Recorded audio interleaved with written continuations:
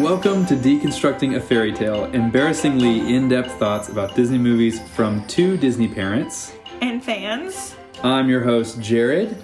And I'm your host, Jill. And today we're joined by a very special guest, our good friend, Rachel Shrum. Rachel, what's welcome. up, Disney fans? We decided when Rachel just now started on the podcast that she needed to tell us her Disney street cred. So why are you here? Yeah. What's your Disney street cred? Yeah, so my Disney street cred is lifelong Disney fan, number one. In high school, in my dual enrollment speech class, I wrote a whole speech about how to become a Disney princess. Ooh. So there you go. I've been to Disney World when I was 3.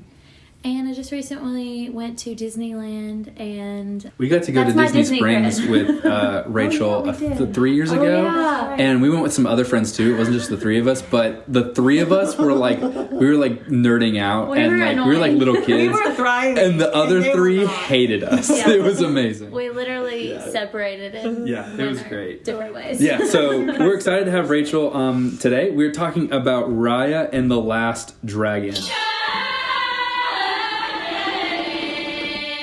Jill, do you want to do a quick overview? Love to. In case you haven't seen this movie in a while, obviously spoilers. We're going to talk about this movie in depth.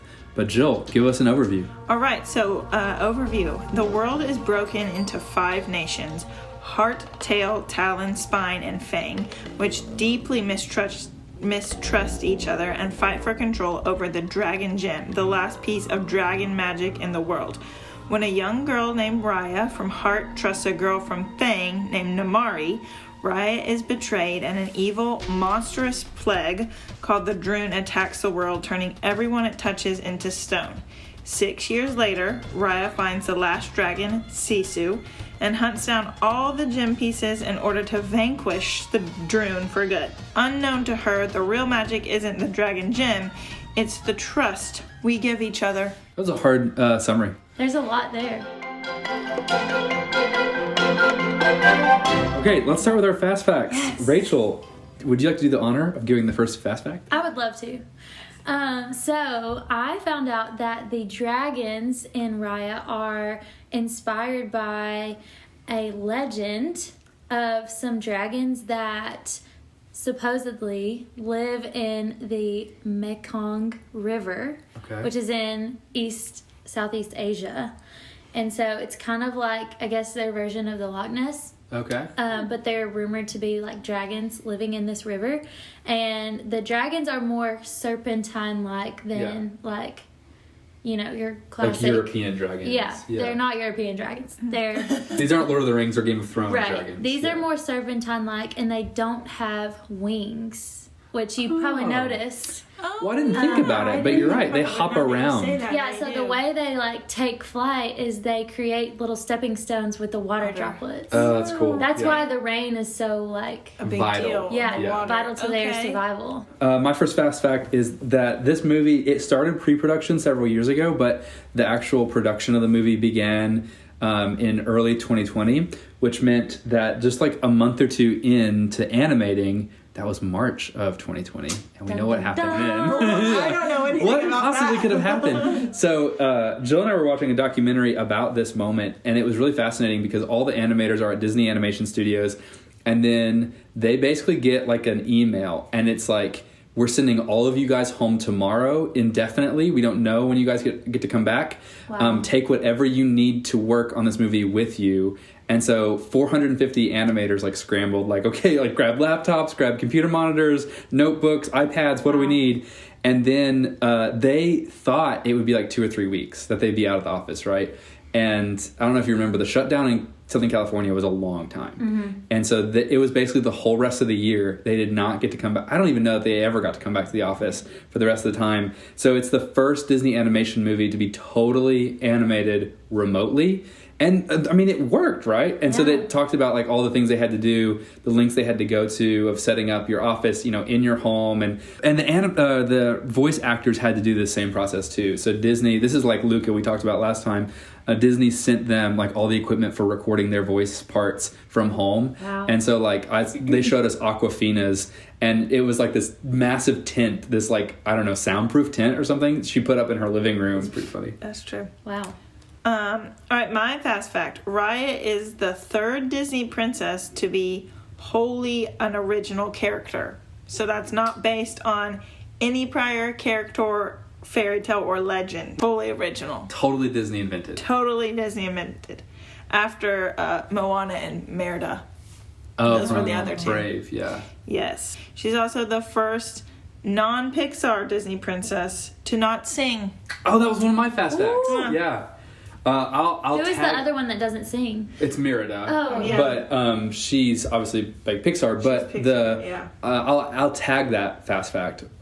So it's only the second Disney animation film ever to not have a musical number included during the movie. Anyone know what the other movie is? So there are 60 movies. If any Disney animation. Is Brother Bear. No, Brother Bear. Okay, so not singing, but like a musical number during the movie. Because Brother Bear has like a soundtrack in the middle. Yeah, have a soundtrack. Does that make sense? Yeah. So. And like Zootopia is the same way. There's that song, Try Everything, in the middle of Zootopia. But there's a movie that also does not have a lyrical song in the movie. You guys have any guesses? It's a deep cut, I'll tell you. Okay. I don't know. The Black Cauldron. Have you guys even seen The Black Cauldron? No, what even is that? It's a dark movie. Okay. I'll tell you. It's good, but it's super dark. All I could think of was Anastasia, but that's a song. And that's 20th century. Yeah. But anyway. The combat scenes were inspired by martial arts forms that are native to Thailand, Malaysia, and Indonesia. So they tried to keep it like as realistic as possible. Did they do like the thing where they like video people actually fighting and then animate to that? I think so. They had like a specific fight like person who is an expert in that and was giving them like advice and helping them keep it as like true to the form as possible. So I thought that was cool. Because I thought the fight scenes were really cool. Amazing. Yeah. It made me like want to go to take like a class. Like Muay Thai or something. Jeet Kune Do. Yeah.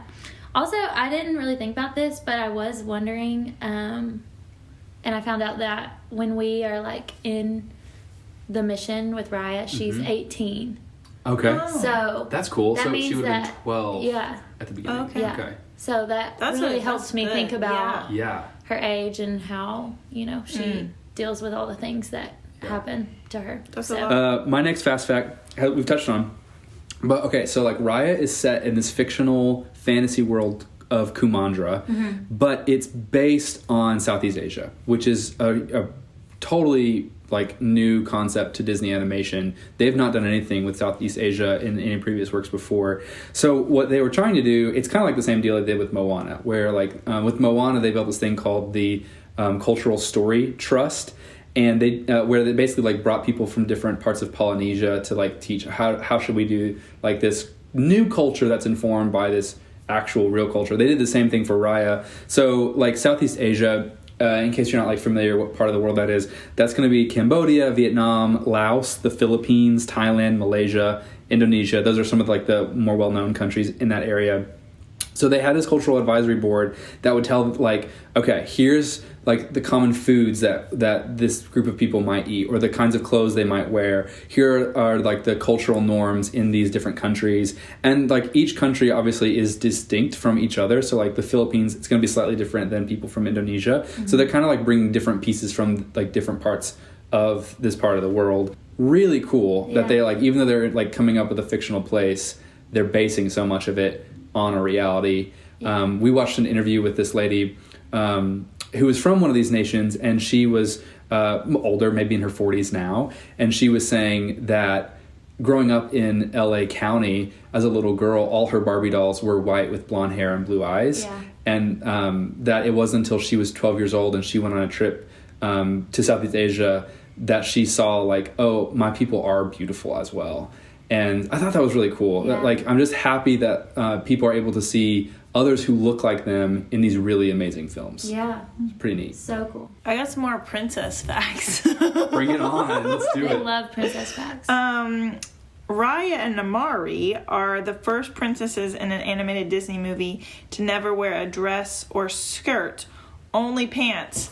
since Jasmine in the animated Aladdin in Wow. 1992. Jasmine also was wearing a crop I do top. feel like we can't count Jasmine because she had pants on, sure. But, I mean... Her pants are cool. They're like baggy. Yeah, they too. are cool pants. But I thought that was They're like interesting. harem pants. Mm-hmm. Yeah, they're pretty awesome. Yeah. And Raya is also, along with Moana and Merida, only princesses to not have a love interest. Oh, that's true. Mm-hmm. Yeah. She's the first Disney princess to have the same voice actress as the child as an adult. Oh, really? Oh. Yeah, it's both Kelly Marie Tran, and apparently That's has amazing. never That is. been before. I can't believe she can do that. That's remarkable. Mm-hmm. I only got one more. Mine is just that. So there are a lot of names in the movie that are from real life things, and that's on purpose. But Tuk Tuk, who's like the armadillo that rolls up, his name is also the name of like a really popular kind of public transit vehicle in Southeast Asia, kind of like an open cab kind Yeah. of vehicle. So So cool. again, like if you were from like Indonesia and you hear the name Tuk Tuk, you're like, oh, she's riding him. Yeah. Like I ride a Tuk Tuk every day. So Like, it's kind of neat. Yeah. Yeah. So guys, what were your first impressions when you saw Raya? When you saw this movie? Well, I went into it not really thinking I would like it, and I'm like, sure, whatever, it's about a dragon, I don't know. I really didn't understand, I didn't know anything about it, so I really had no, like... Have you seen a trailer or anything? I'm sure, surely I must have, but I don't, and I really didn't know what it was going to be about, but I left, and I was like, that was a lot better than... Of course, I was expecting nothing. Yeah. So I was like, oh, this is pretty good. Yeah. And so then the more that we like thought about it and talked about it, I was like, that was really pretty good. Yeah. At first I was like, is this too mystical for me? Like, is there too much dragon stuff? Yeah. Like in a religious way? yeah. Yeah. Like, is this all right to watch? But there are a lot of parallels to the gospel, which is really cool. Yeah. So that was kind of my first impression. I kind of felt the same way in that, like, dragon movies, I'm like, oh, they're all the same. But this one did not feel like, oh, your typical dragon story. Yeah. So, Yeah, that's true. And I think part of it is because the dragons are different. They're not the fire-breathing, right. Yeah. flying. It's also, and I think this is probably influenced by Southeast Asian culture, like the dragons are guiding humans in the Right. movie. Yeah. Their purpose is not combat. Right. Which is Right. different, like Lord of the Rings, like the dragons are, and like Game of Thrones, it's seen as like a parallel for like nuclear weapons. Yeah. They are a weapon that can be used for or against you, and this is just not their purpose in Raya. Yeah. Which is nice. Yeah, that is It's just nice. different. It's a departure from the yeah. norm, for sure. Yeah, I think, so Jill and I got to see this in theaters. That was a big deal because the theater chains had been closed for a year at this point, and I love going to the movie theater, and I think Jill tolerates it. I love it, and so she's kind to go with me when I want to go, and it was a bummer for me. I really missed that, and so when we found out they were going to be opening back up, and they were opening up to Raya, coming out like on the opening Friday, we were like, okay. I mean, it was, again, I really did not think this would be a good movie. But it didn't matter. It was like, I want to go to the theater. I don't care what we're seeing. Yeah. So let's go see the new Disney movie. And similarly to Jill, had low expectations. And like the movie started and it's like, okay, this is nice. And it's one of those movies where as I'm watching it, I'm like, oh, I like this more and more. Yeah. But then I'll tell you, the scene that got me at the end where I'm like, okay, this is a good movie, was when all hope seems lost and Raya walks to go like confront Namari out of just pure revenge and justice. Like, I am going to kill she's you so mad. because you have destroyed the world. Yeah. And there's no other purpose. That felt so like adult to me. Yeah. And the way they shot that whole sequence, and then the fighting too that you brought up, it just felt so real. Like I was watching an action movie. Yeah.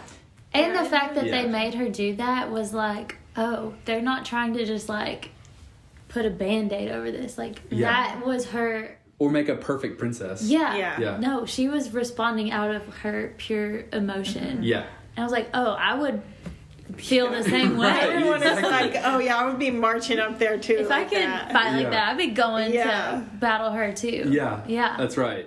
you have nothing left to lose. You're like, yeah. Yeah. So that was very real to me, and that's what, when I left the theater, that was the thing that sold it as a great movie to me, was that whole sequence. Yeah. Yeah, so I think, like, you guys, I had no expectations until you guys told me. And then I was like, oh. Yeah. I didn't know I was missing out. Yeah. And so then when we watched it, I was like, this is amazing. Yeah. Like, this story is so good. And so I think I just loved the message. And, like, the message is so, you can see yourself in it, but then you're also brought into this unique world that you're like, oh my gosh, like, this is so cool. And you get to experience the culture through that. And I loved so much that I didn't know what was going to happen. Yeah. And it wasn't predictable. And so much depth to the story and the characters and just all of the things. But I'm with you. I think part of the things that I loved about it, just that it felt like a real world, even though it's fantasy. So, like, Moana, to me, it's like this, obviously we mentioned, it's like supposed to represent all of Polynesia in like this fantasy world. But I don't know, like, in Moana, it didn't feel like really a part of the story. Yeah. Like, you just didn't see much of their culture. Yeah. Really. Except for, like, the legend of what happened to the heart of Te Fiti. Yeah. But in this movie, it was like everything from, like, the words, like, they have their own, like, slang that they would use. Like, Binturi is like a curse word.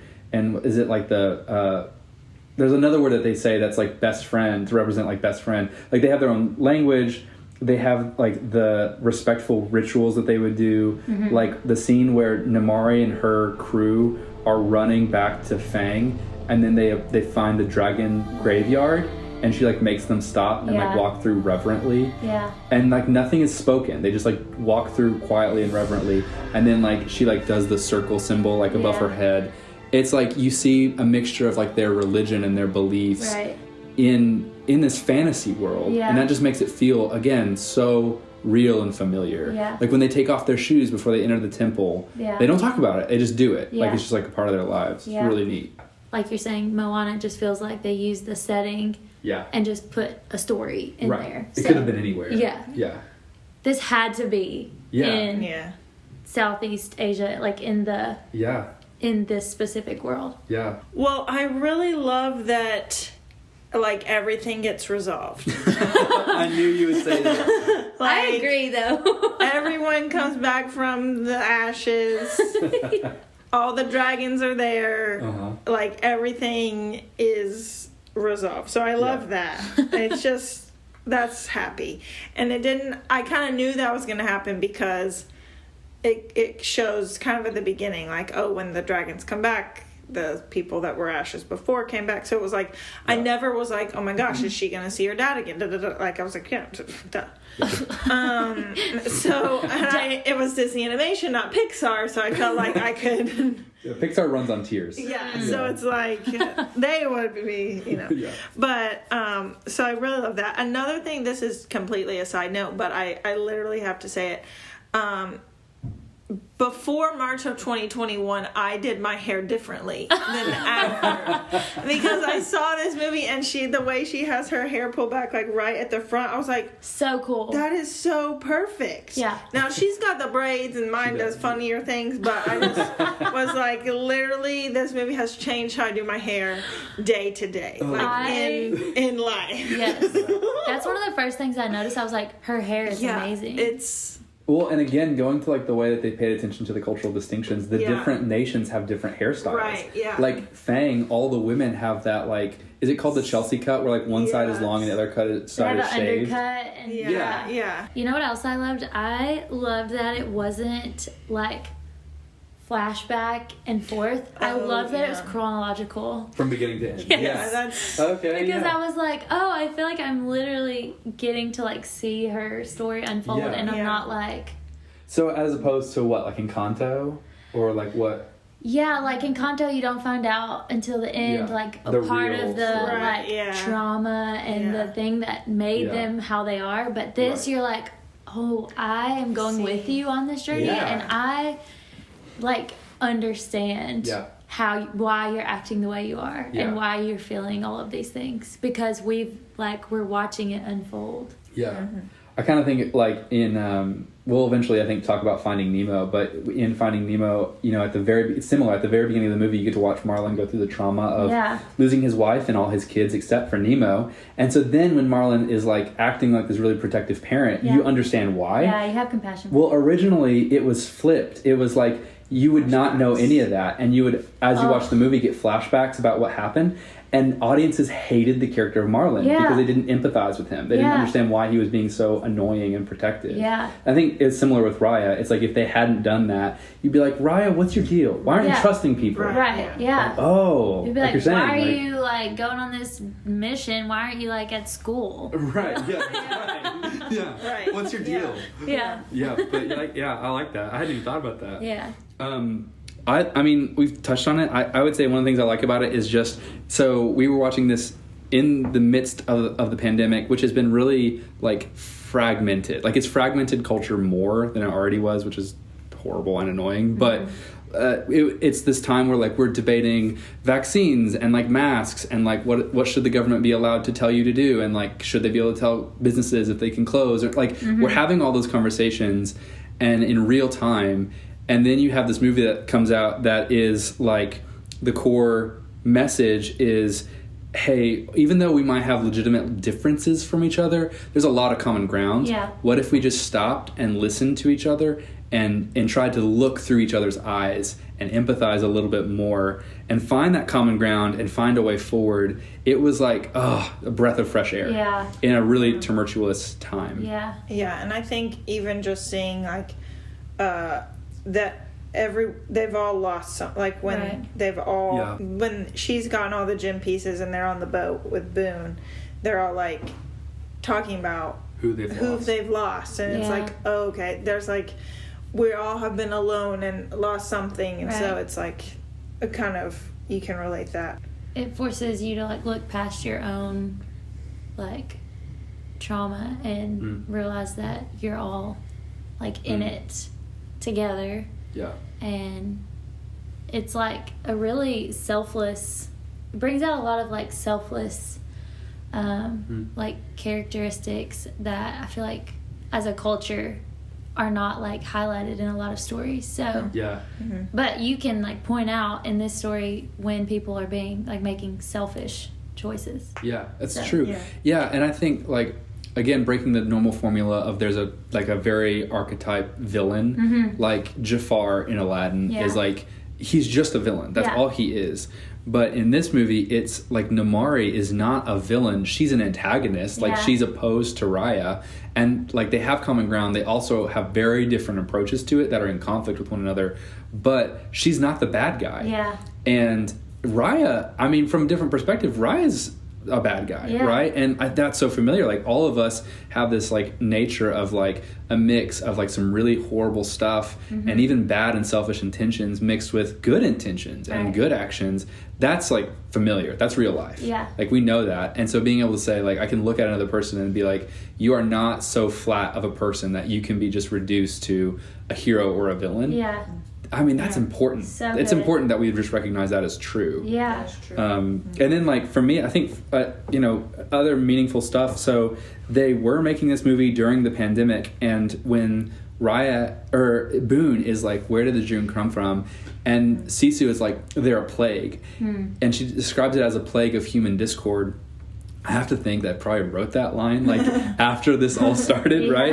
And so I kind of like that, like, Raya is really trying, as a character, she is trying this like every man for themselves approach. Like, she doesn't want help. Yeah. She only wants to find Sisu and fix the world because she wants her dad back. Right. And then she's kind of forced to start like, okay, I need Boone and I need him to transport us. And then like, okay, this baby is useful to me, so I'm gonna bring, what's the baby's name? I can't remember. Bring the baby alongside. And then they run into Tong, and he's useful, and they don't really have an opportunity to talk about it, so he comes along. And so, like, at the end, they finally learn, or, like, we can either live together or we can die alone. Like, that's kind of the dichotomy that we have here. Like, either we can learn to trust each other, but the fact that doesn't happen till there's no other option on the table, I think it clicks for Raya that, like, either we're going to die as individuals that are distinct for each other, or I can be selfless for a minute and I can give everything I have into the hands of this antagonist that I have. And again, like she says, I'll take the first step. I can be that person. Then it's up to that other person, right? Yeah. And so when your alternative is like, I'm going to die either way for her, I might as well put my trust and faith in the other person. It's a bummer that it took no other option for Raya to arrive at that. Yeah. But then you also, like, she was burned a lot. Like she did trust people and it just kept biting her. Yeah. Which is also really real. Yeah. So it's complex. It's a complex web. So complex. Yes. It is. I kind of like how the 5 dragons that end up saving the world, how they and their powers each relate to one of the places. Oh, interesting. So, like, I don't know if this is true, but this is what my brain says. This is a Jill theory. Yeah. It's a Jill theory. When Sisu touches the dragon gem piece that Raya has, Raya's from Heart, she says, this is my sister Amba's magic. She glows. Yeah. Like, I don't know, hearts glow, I guess. That one was a little shaky. But the rest of them make sense. No, I think that makes sense. So then, when they're in Tail... So Tail is the desert one? Tail's the desert one. Okay. And that you can shape shift, how a desert, like the moving sands, change the landscape, right? And then in Talon, it's the fog. Well, they're on the water. Yeah. It's not fog. And then in Spine, it's the Pongu's magic, which his is rain or snow, I guess weather, right? Yeah. So that would be, Spine is really snowy. And then Fang's would be Sisu herself, and that they give it to Sisu the same way they give it to Namari. And Fang, she's a really good swimmer. Fang's on canals. I mean, Sisu's a good swimmer. Yeah. And Fang is like on canals. So I don't know if that was like those 5 dragons represented the 5 places, and that's why they were the ones that made the big gem so piece. you're saying Sisu is identified with Fang? Yes. And that's why, like, maybe her and Namari, because she can say, my dragon siblings trusted me, I don't know why. Yeah. The same way that those 4 people ended up trusting Namari at the end. Yeah. Wow. Jill, your theories are always the best. That's a great... What can I say? I'm in. That has to be intentional, though. Yeah. I mean, I feel like it is. So I think one of my meaningful moments actually comes when she gets... Is it Pongu's magic that causes the rain after Spine? So I lived in the Philippines for a summer on an island called Cebu, which is kind of like right in the middle of the Philippines. And that's Southeast Asia. So that's like a part of the culture that influenced this world of Kumandra. And I lived there during what's like there. So they have like 2 seasons. It's like a dry season and a rainy season. And because it's in the tropics. Mm-hmm. So when she gets Pongu's magic and it starts raining in the river, but it's still sunny, and like all the characters are like standing in the rain and they are totally unfazed by the rain, that was like the Philippines. Like that was what it was like, where like we would wake up, or like you would just go through going through the market or whatever, and it would be pouring the rain. There's no like umbrellas, no one thinks anything about it. Like it's just like your life. Really? It's just like raining and sunny. It's like this combination of these 2 things. And the rainstorms would come quickly. Like it wasn't like they lasted all day. You might have like 15 minutes or so. Yeah. It was just like everything was always wet or a little damp, and you just like embraced it. So cool. And so like when they did that, it just, to me, like it took me back, and I love all those little details where they just make it feel like these real places on Earth that people experience. It was really so they should definitely include that in the park if they make it. 100%. Like it just randomly starts raining. That'd be amazing. It took me back. Yeah. And I feel like I could like smell it. It was like, I know exactly what this feels like. That's good. One of my favorite things was that Sisu was not at all what Raya expected. Yes. That was my favorite thing, I think. Yeah. Just because I think that happens so often, like to everyone. Yep. Like people are just not what we expected, and it's not bad. It's and you just have to like learn to let those expectations go. But at the same time, Sisu was exactly what Raya needed. Yeah. And so I just thought that was so cool. Like. Yeah. And how that's so relatable, and just like what we think we need. Yeah. And then sometimes what we get is not what we expect, but most of the time it's exactly what we need. Yeah. And it helps us, work through things we wouldn't have to otherwise.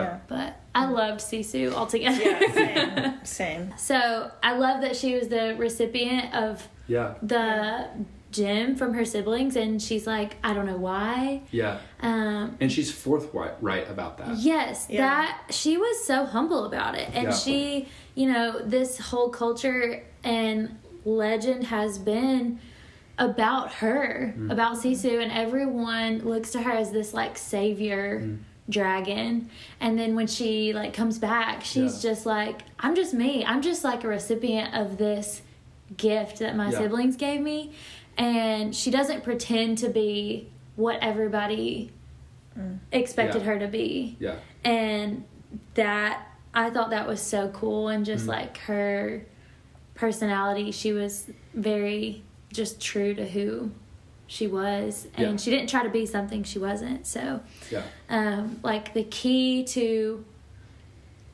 bringing everything back was given to her, and she was kind of like the least likely. I thought that was so just like a beautiful picture, and I loved that.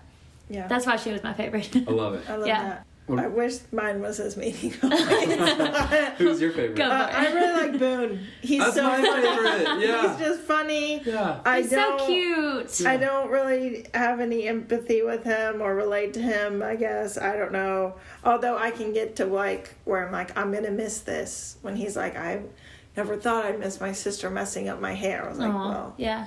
I can get there. Like, I can miss that. But he's just funny. I also think he's a kid version of Scott McMinn. Oh, yeah, one of our friends. Shout out. Yeah. Anyone knows Scott McMinn? You 100%. want to see little kid Scott McMinn. It's That's Boone. hilarious.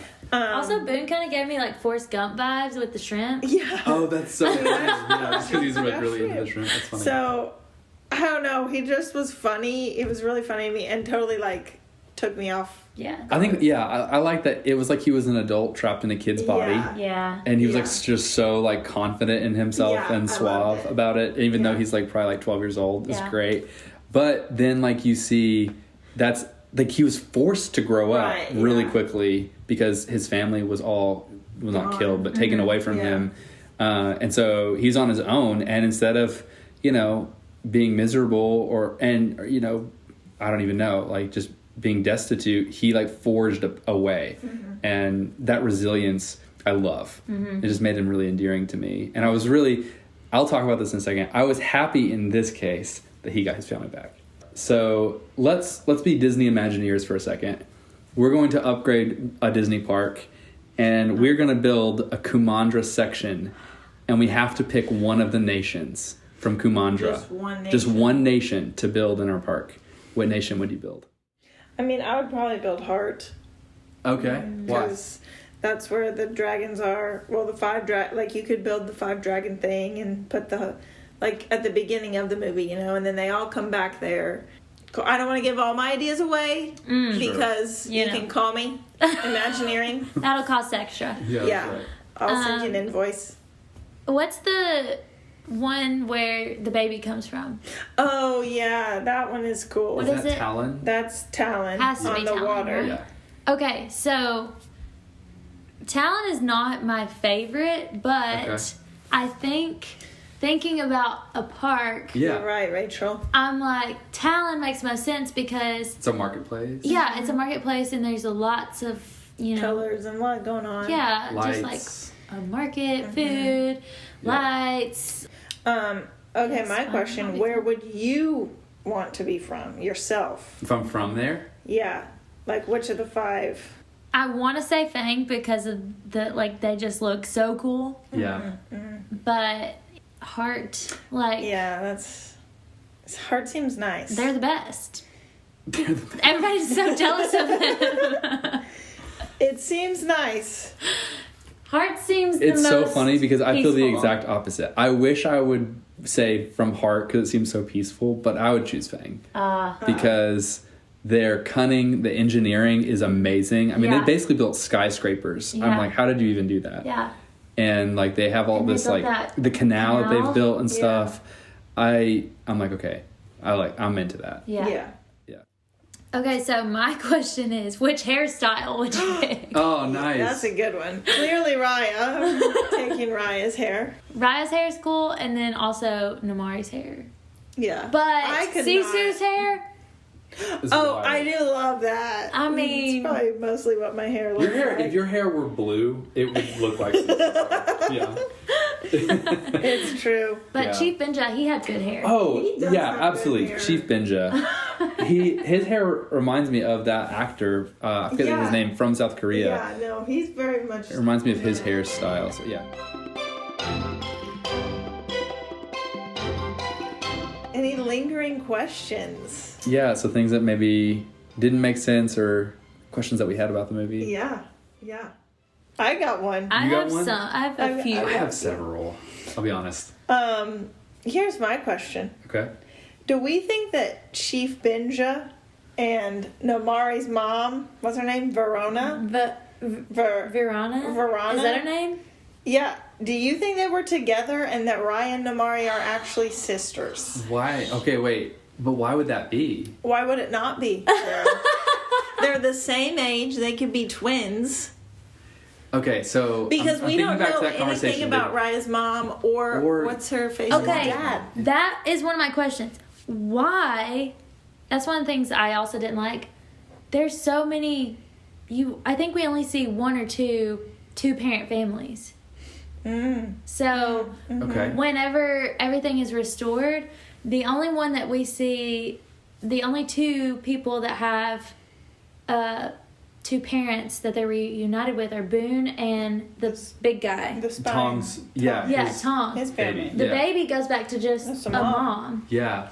And then Veroni, or Yeah. what? Verona. Yeah. Verona. Namari just has her... Raya. Just Yeah. has her dad.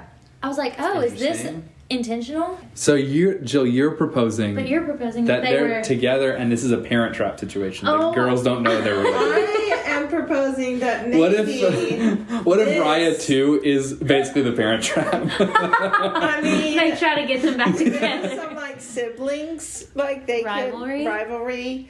They both love dragon stuff. Oh my gosh, that would Maybe that's how this all started. Like he's Okay. like, we can get Kumandra back because he wants his wife back. I'm not going to put my weight behind this theory, but I like doesn't the want- creativity.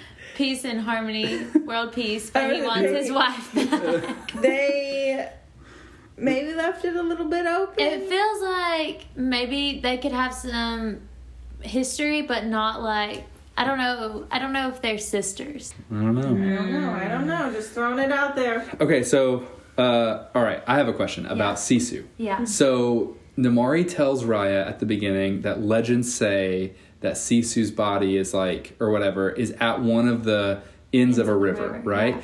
And then I guess Raya has been going to all of them and marking them off, and then Right. she's been performing this ritual. Okay. Yeah. So I have some questions here because how would anyone know to do this Yeah. unless it had been done once before? But clearly when Sisu comes back, this is the first time, because she thinks it's the same day as when they sent the Drunn away. She thinks it's 500 years ago. So she's clearly not been brought back before. Why do they know all this?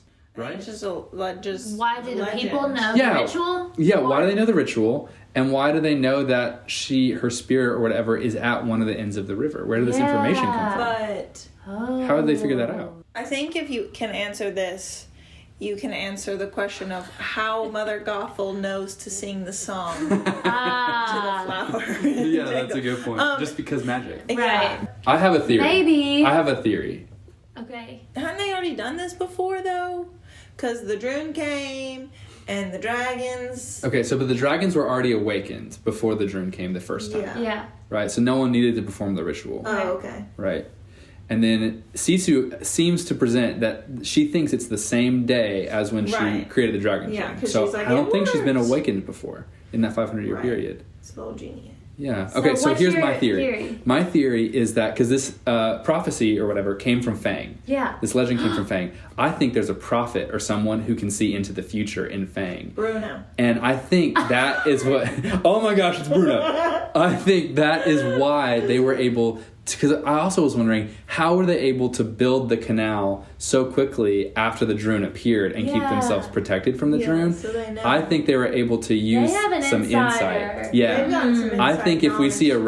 Raya 2, there's going to be some like major prophecy backstory. magic. Yeah, I think that's what happened. Yeah. Yeah. Because it also would She explain has the why. map. Yeah, and they're the only ones who do. Only Fang. No one else knows any of this. Yeah. It's new information. Because I was wondering, how did she know to like sing the song and set the things out, and how did she have all that stuff in her I bag? think that's why she had to go to Fang because she goes to retrieve the scroll. Remember, it's not the map that she stole from Fang. Right. She had the map to all the rivers. The thing she stole from Fang was that like Scroll that showed finding Sisu. Like it's like a prophecy. Yeah. So Yeah, you're I right. think she needed to go to Fang to figure out how to do this ritual. Yeah. That's my theory. Oh, that's a good theory. Yeah. That's So, good. okay, why was Sisu at a different place than the siblings? Oh, yeah. Also, okay, but how did they not know that the dragons I were was there? wondering about that. But really, or did they? Maybe it just rioted. Maybe, yeah, hopefully. Yeah. Okay, but on that note, did you notice? So when Sisu is telling the story about her siblings are all standing next to each other when they turn to stone, like shoulder to Yes. shoulder. Yeah. But in the room, they're They're in a- on completely different ends. Yeah. It's like, why did they get Who moved? moved them? So I think that's what I Erosion. think. I think they did get moved because they obviously the humans built this temple later on. But didn't anyway. Sisu know where they were? Yeah, but you know what I mean. Like they're still on the approximate land. Right. Yeah. But maybe they're it just different. maybe Okay. the humans just moved them so that they kind of guarded the ring. Oh, okay, I see. Maybe that's what happened. Maybe. Okay. I have a somewhat related question. So, okay, when everyone gets turned to stone, they have this cupped position, Yes, I right? have this. Yeah. Yeah. And I have some theories as to why that is. Oh. Jill, do you want to? Is your No, question like that's why? I have a similar question to that. Okay, well, yeah, same. Okay, so my question is actually, how come at the end? Is this your question? This is my question. The group of 4 people. They're not- They do Raya not have the doesn't, cup. But Boone and Spine Chief and little girl baby doesn't, and then Namari Little girl. doesn't either. Because they're all in this position of like a hug, Right. Yeah. like a group hug, and that's how And they stay. none of the dragons. That's true. None of the dragons were in? have the Beside, cup. like when they go sign. through that dragon graveyard, Yeah. they're like in different positions. They're like frozen as if they were Oh. fighting. And then Those they're other frozen. dragons, yeah. Yeah. So I don't know why.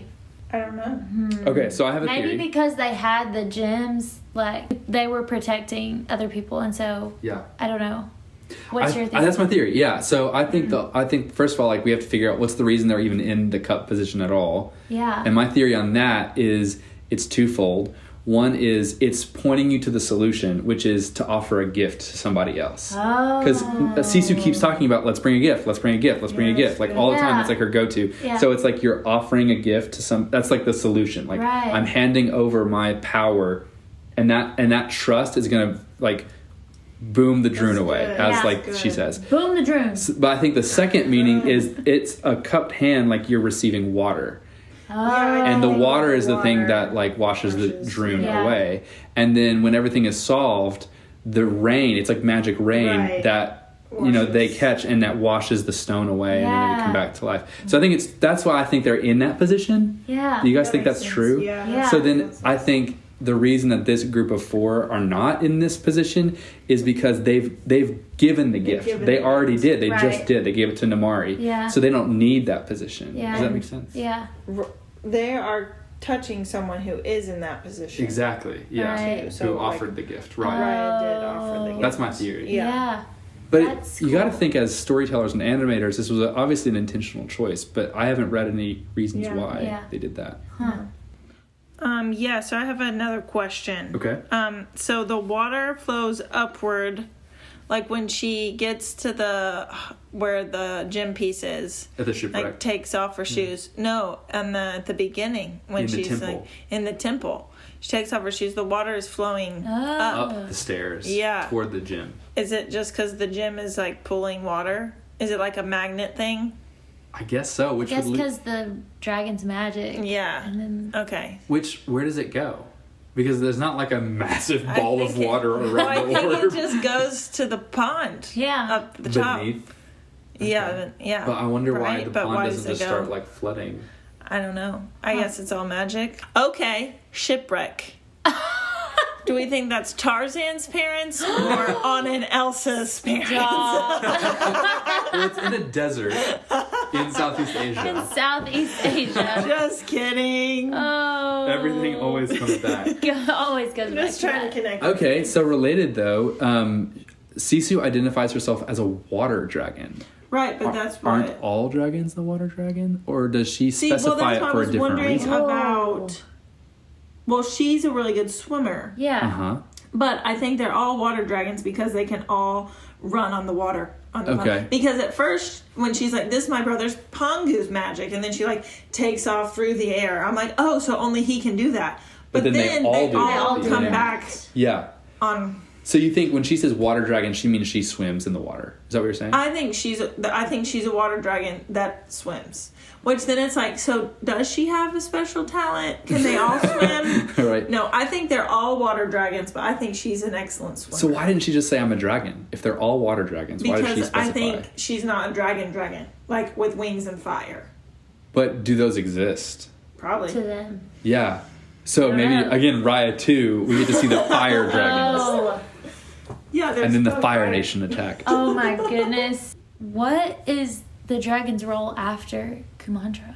Oh, that's a good question. Like they what? keep the Drunn away, right? But I thought the Drunn are Okay, I have a similar theory about that. are boomed away, as you were saying. I think the dragons have very little to do with the Drunn at all. Okay, yeah. Say more. Okay. So when Boone asks where did the Drunn come from, she says 500 years ago they were born out of human discord. Okay, so when Raya is at the very beginning of the movie, she's telling you like the history of Kumandra. She's like 500 years ago we lived in a paradise and it was peaceful. I think she's wrong. I think she's telling the version of history that they now believe. Oh. But clearly the Drunn came from somewhere. Right. And Sisu says they came from discord. Yeah. So I think something 500 years ago, humans did start to mistrust each other and to fight. Mm-hmm. And that brought the Drunn forth. And the dragons couldn't help it. Like there was nothing they could do. And that's why like all the dragons returned to stone.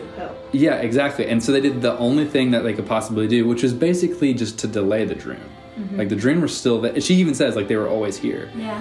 And I think that's why the dragons didn't come back, was because even though the Drunn had momentarily been like put, I guess, underground or something, the humans still did not trust each other. They were fighting over this gem. Oh. And so the dragons, I think, couldn't come back because the dragons are born out of human trust and unity. Does that make sense? Yes. Like the opposite of the Drunn. Exactly. And she even says that. Like she says they're opposite of does. dragons. The Drunn are. That's my theory about that. So what they actually need, they don't need the dragons. Right. They need trust. Yeah, exactly. Yeah. Yeah. You think so? Yeah. So I don't know what the dragons do now. I guess they just live dragon lives. Yeah, but earlier you said their job is to guide humans. So right? that was the vibe I got, was because that's how Sisu, that's her role, is she's really like leading Raya. Yeah. Almost like in a mentor capacity. Yeah. And she does it so effortlessly and naturally, and it just made me wonder if that was the main function of the dragons. Yeah.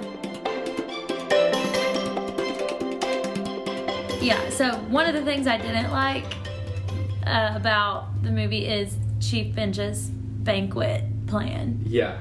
What did you think would happen? Yeah, that's what I want to be like. What did you think was going to happen? Yeah. Because I could tell you what was going to happen before you invited all these people. We're all jaded and cynical. We know exactly what's going to happen. Yeah, and also the day after your daughter is like officially deemed a defender of the gym, like maybe wait like at least a month. Yeah. Yeah. That is the issue. Would the right thing have been like, okay, Chief Benja, try this dinner party you're going to maybe throw. not here though. Maybe not here. Maybe in a neutral spot. Yeah. Or maybe do you just add some guards to Right. the most important object on Earth? Yeah. Yeah. So maybe another question for Raya too: is Chief Benja just like a terrible leader? Like he just makes horrible decisions. Just a good cook. Right. Yeah, great fighter. Right. Good dad, Good hair. but like horrible at leading a country. Possibly. Yeah. Okay, what did you not like? Okay, I have a lot. Go for it. This is maybe controversial. I'm going to say, number one, I did not like Baby Noi. Well, I like that there was a baby because it's like this sweet backstory and it's like makes your heart sad and you want her to get her family back. Yeah. But it's like, okay, she's a ninja baby. Yeah. And she can somehow converse with these monkeys. It's just like, I mean, I get this is a fantasy story, but like that just felt like a little over the edge for me. Stretching it too much. Because the other stuff, it's like, oh, it's magic. Well, is Noi magic? What's the deal? And Raya is like, you're a con baby? Like, she's just as surprised as we are. Yeah. So I just didn't really care for the baby. So. Yeah. It felt to me like DreamWorks, like Boss Baby kind of esque. I did get Boss Baby vibes. Yeah. So I didn't really like Noi. I do see why, like, because they needed somebody that Raya would not think was a con, but then it plays well into Spine Chief's little heart for his kid, but I think this might be more of a compliment. I thought it should have been a show and not a movie. Like the whole thing? The whole thing. Oh. A show, you mean? Like a Disney Plus show? Like a series? Yeah. Okay. And I think because it is really fast. It moves so quickly. And there's so much. And there's so much. And there's such it's a great world like we talked about. So it would be really neat to spend like, 5 episodes or 3 or 5 episodes on each nation. Yeah. And then you can like really flesh it out and understand what makes each one distinct from the others and explore that world and those characters more. Again, like we don't even know anyone from Heart. Yeah.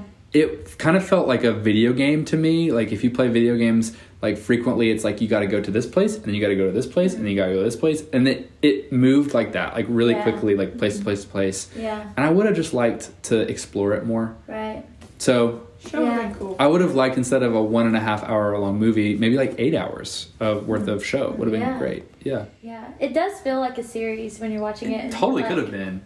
Did you guys ever watch, was it called The Last Airbender, the show? Yeah. Did it remind you Yes, of that? I was going to ask you guys that, but I was like, did you guys get like Avatar 100%. vibes? And I loved Avatar. Yeah. It was so good. And I think one of the things that made it great was it was a show. Yeah. You really got to see all the 4 nations. And Yeah.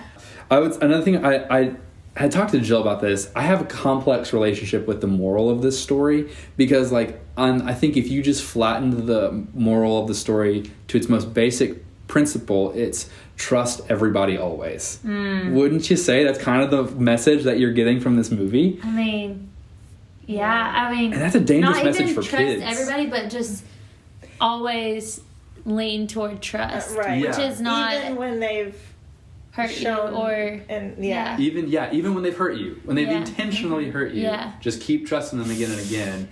And I'm like, That's as an adult, I can, like, we have experience and we've learned we can parse out the difference between forgiveness and trust. That's important. Right. We can also parse out who has shared goals that I have. So like Sisu brings this up. She's like, Raya, you and Namari both want the world to be fixed. Yeah. Like, she's pointing out you have common ground. Yeah. You both want some similar things.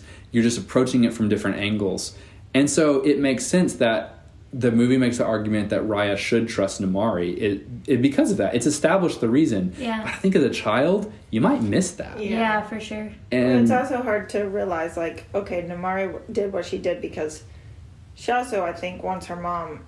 Yeah. Like, she's, wants her mom to be proud of her. Right. Yeah. And so things like that. And so she has this other side thing, but like, so it's easy to be like, okay, she can maybe get past that. But if you're just like, oh, trusting people, but you don't have that discernment. Right. Yeah. 100%. Yeah. And like Sisu, I think one of the things I do like is that Sisu blindly trusts everybody and it burns her. Yeah. Like, the storytellers of the movie want to show, hey, that naivete is also dangerous. Yeah. And they do that through the chief of Talon. And Sisu is like shocked that she was betrayed and that this chief tried to kill her when she was trusting the chief. Yeah, this old woman. And I like that. Yeah. But again, I think as a kid, I don't know that you're going to see those nuances. And at the end of the movie, it's going to feel like it's telling you just trust everybody no matter what. Yeah, that's true. That could be dangerous. I think that it's kind of missing, like you said, that forgiveness and trust together. Yep. I think you're right. Kids aren't really able to discern between that. Yeah. And that could be it's complex. scary. Yeah, it is. Yeah. Yeah. So that's a big one for me. And then I would say the last one, the last thing I didn't really like, and Jill, you're going to hate this, is a lack of consequences, which is a Disney thing. It drives me crazy. But isn't that the point of, like, fantasy? I think so, but I'm also like, we are doing this podcast because we've talked about how, like, fairy tales are often the modes through which we teach children. Yeah. And one of the things that we make fun of Pixar for, like, running on tears, but one of the things Pixar does really well is present real life difficulties and helps show how to navigate through them. Mm-hmm. So like in Inside Out, it's how do you deal with moving away from your home and your friends? Mm-hmm. And that hurts. How do you process that? Yeah. And Up, how do you deal with grief? How do you deal with your broken family? Yeah. And like Disney animation drives me crazy in that there are no consequences. Yeah. Right. Sisu comes back to life. Right. Everyone comes back, and it's like happy ending. Woohoo. Yeah. And again, it's like, are you learning anything? Like, as a person, have I developed or learned anything new, or have I just been entertained? This doesn't really happen. Yeah, it doesn't. It just because it doesn't happen. You can just say, Disclaimer. this is more of a fairy tale. This is more entertainment. Yeah. But so I think shifting from like fairy tales in the 1800s being like we're trying to reflect real life and teach you something to like we are trying to just escapism more in some of these stories. I just hate that. Yeah. Star Wars has been notorious about this lately, and it's I know it's for kids, but so many adults enjoy it. I'm like, what's the deal, guys? Yeah. Add some consequences, kill off some people. well, there are consequences. Raya didn't have to do anything. She could have just let it be. Let it continue. She could have just been like, I'll leave everyone a stone. End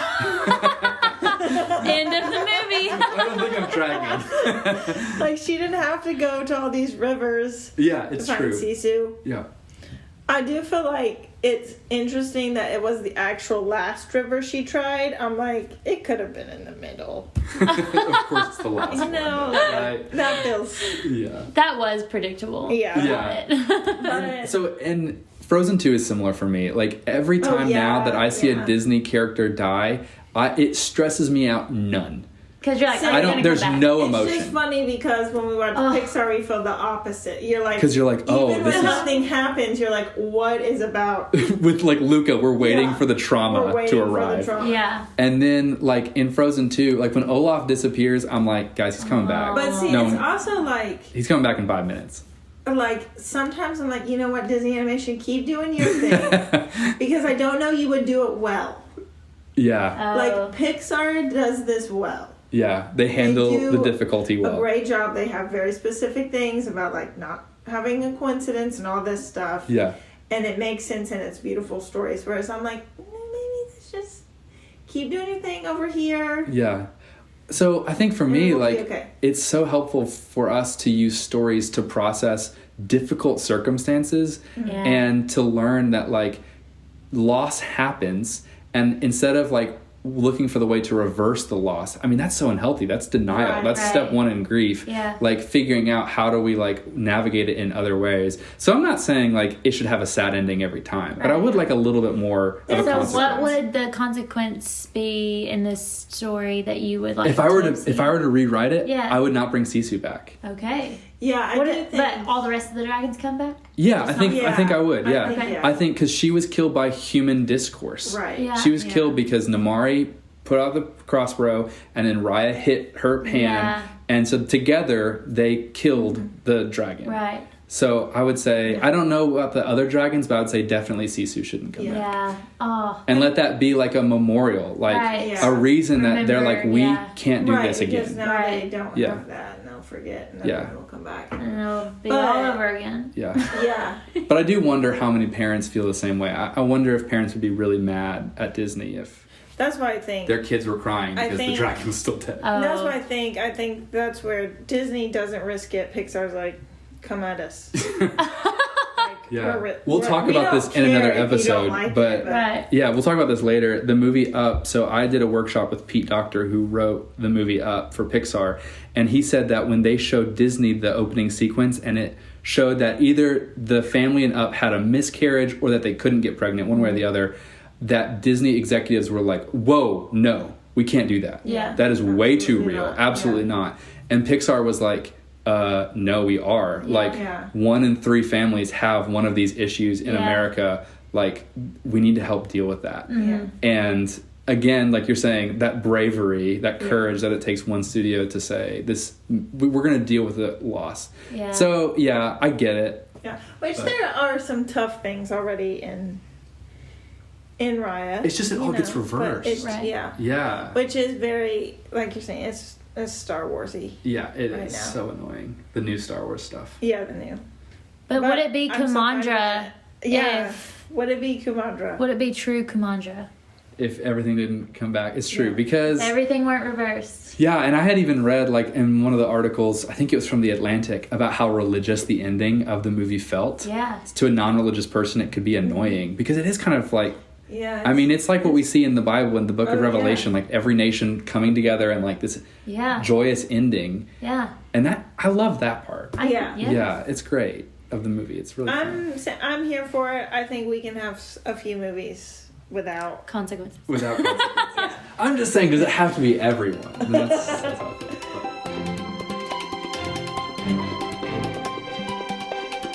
All right, so how would we rate this movie? Let's see. Rachel, do you want to reveal our rating for this movie? I would love to. Our rating is by Premiere Access. By Premiere Access. Yes. Our second highest rating. Second highest rating. So what we're saying is, if actually Raya did come out on Premiere Access. There was a time where you had to pay $30 to watch it. It's free now, but it would have been worth it. That's what we're saying. Yeah, it is worth it. Yeah. Worth it.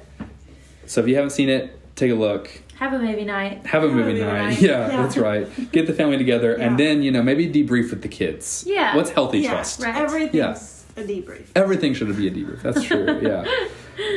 Okay, well, thank you guys. Yeah. Rachel, thank you for joining us on this podcast. Thank you so much for having me. We want to have you again. So fun. This is great. Guys, thank you for listening. We would ask you definitely would rate us on the podcast store, write a review, send in your questions. Like and subscribe. Like and subscribe, all the things. Questions. Yeah, as a reminder, this podcast is not affiliated with the Walt Disney Corporation in any way. And the movie of Raya is copyrighted by the Walt Disney Corporation. And the audio clips used in this podcast are protected under the Fair Use Protection Act.